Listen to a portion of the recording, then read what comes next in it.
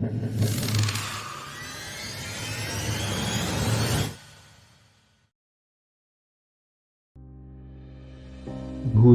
अलमारी। गोंडल शहर में किराए के मकान में रहने वाले अनंत एक टीचर हैं।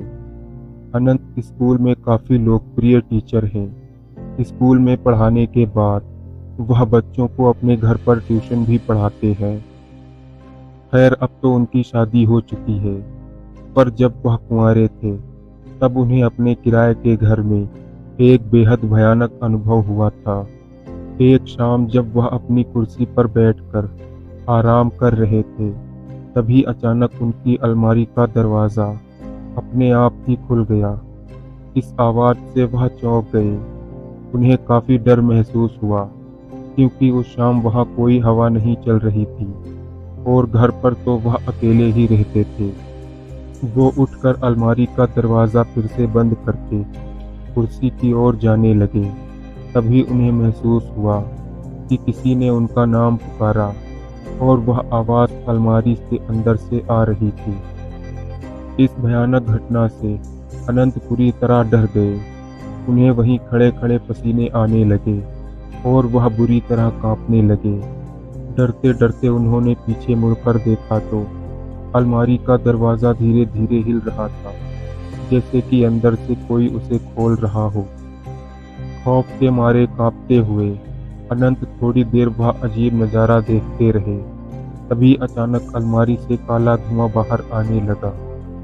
यह सब देखकर अनंत की चीख ही निकल गई। अनंत दौड़कर घर के बाहर आए और सारी बातें अपने पड़ोसियों को बताने लगे।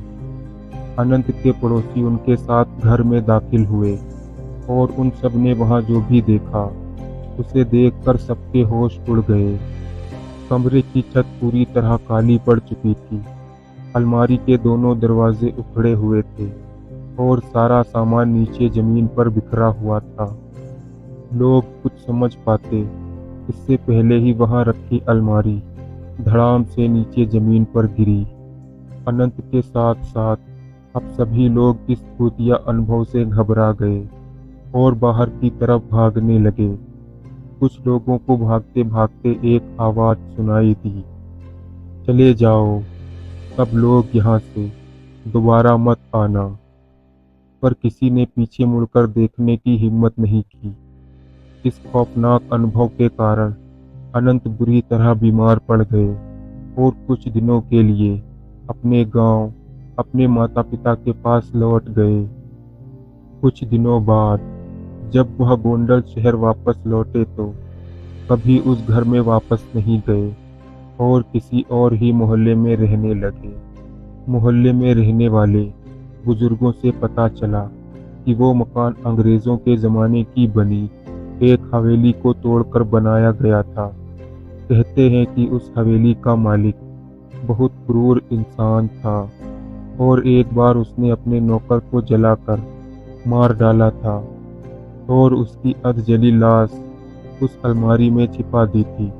मकान मालिक ने कभी वो अलमारी उपयोग नहीं की थी, लेकिन अनंत के मांगने पर उन्होंने वो अलमारी उसे दे दी और शायद इसी कारण नौकर की आत्मा नाराज हो गई और ये खौफनाक डरावनी घटनाएं होने लगी। अगर आपको यह कहानी अच्छी लगी हो तो प्लीज़ चैनल को सब्सक्राइब ज़रूर कर लें। तो मिलते हैं अगली कहानी के साथ, तब तक के लिए धन्यवाद।